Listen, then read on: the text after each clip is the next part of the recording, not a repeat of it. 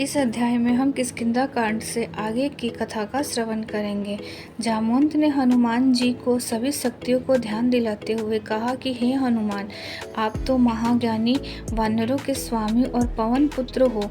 यह सुनकर हनुमान का मन हर्षित हो गया और वो समुद्र तट के किनारे स्थित सभी लोगों से बोले, आप सभी कंद मूल खाकर यहीं मेरा इंतजार करें जब तक मैं सीता माता को देखकर वापस न लौट आऊं। ऐसा कहकर वह समुद्र में ऊपर से उड़ते हुए लंका की ओर चले गए।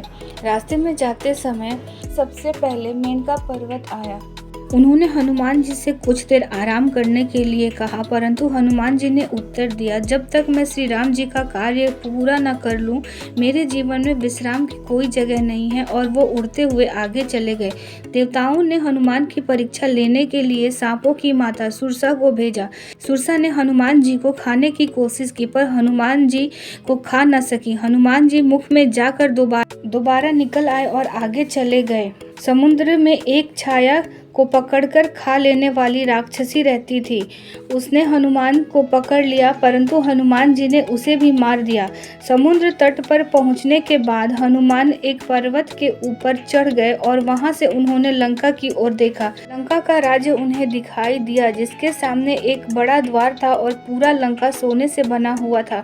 हनुमान ने एक छोटा मच्छर का आकार जितना रूप धारण किया और वो द्वार के अंदर जाने लगे। उसी द्वार पर लंकनी नामक राक्षसी रहती थी। उसने हनुमान जी का रास्ता रोका तो हनुमान जी ने जोर से उसे घूंसा मारा। वह नीचे जा गिरी और डर के मारे हनुमान जी के आगे हाथ जोड़कर लंका के भीतर जाने के लिए कहा। हनुमान ने माता सीता को महल में हर जगह ढूंढा, पर वह उन्हें कहीं नहीं मिली।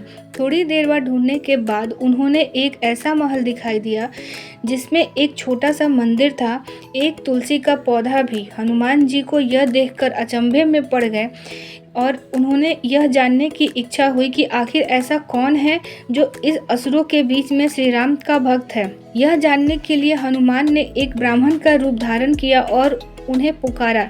विभीषण अपने महल से बाहर निकले और जब उन्होंने हनुमान को देखा तो वो बोले, हे महापुरुष, आपको देखकर मेरे मन को अत्यंत सुख मिल रहा है।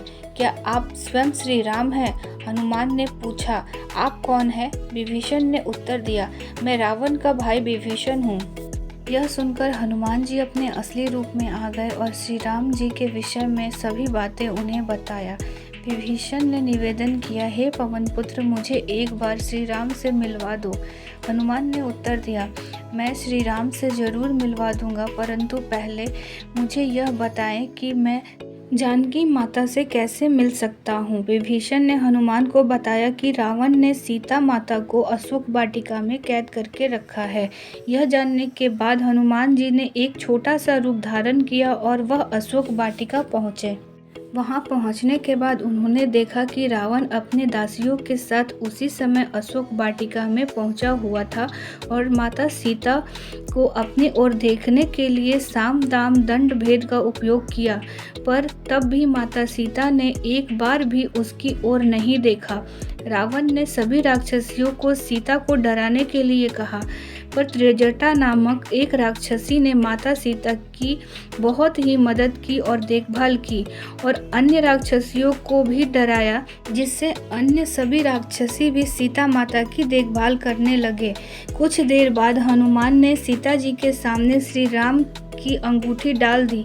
श्री राम नाम से अंकित अंगूठी देखकर सीता माता के आंखों में खुशी के आंसू निकल पड़े, परंतु सीता माता को संदेह हुआ कि कहीं यह रावण का कोई छल तो नहीं। तब सीता माता ने पुकारा कि कौन है जो यह अंगूठी लेकर आया है। इसके बाद हनुमान जी प्रकट हुए, पर हनुमान जी को देखकर भी सीता माता को विश्वास नहीं हुआ। उसके बाद हनुमान जी ने मधुर वचन के साथ रामचंद्र के गुणगान का वर्णन किया और बताया कि वो श्री राम के दूत हैं। सीता माता ने व्याकुलता से श्री राम जी का हालचाल पूछा। हनुमान जी ने उत्तर दिया, हे माता, श्री राम जी ठीक हैं और वो आपको बहुत याद करते हैं। वो बहुत जल्दी आपको लेने आएंगे और मैं शीघ्र ही आपका संदेश श्री राम जी के पास पहुंचा दूंगा। श्री हनुमान ने सीता माता से श्री राम जी को दिखाने के लिए चिन्ह मांगा तो माता सीता ने हनुमान को अपने कंगन उतार करके दे दिए। आगे की कथा में हम लंका दहन से आगे की कथा का श्रवण करेंगे। और अगर आप मेरे चैनल पर नए हैं तो जल्दी से सब्सक्राइब कर लीजिए। इसी तरह की भक्तिमय और बहुत ही प्यारी सी कथाओं के लिए मेरे चैनल को जल्दी से सब्सक्राइब कीजिए और कमेंट्स में श्री राम लिखना मत भूलिएगा। तब तक के लिए अपना बहुत बहुत ध्यान रखिए। जय श्री राम।